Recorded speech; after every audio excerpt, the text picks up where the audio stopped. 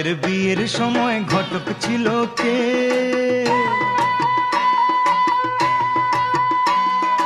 মা তোমাদের বিয়ের সময় ঘটক ছিল কে? এমন সুন্দর রাজ্যটকে, এমন সুন্দর রাজ্যটকে মিলন ঘটায় যে, বল মা গো ঘটক ছিল কে? মা তোমাদের বিয়ের সময় ঘটক ছিল কে? এমন সুন্দর রাজ্যটকে মিলন ঘটায় যে, বল মা গো ঘটক ছিল কে?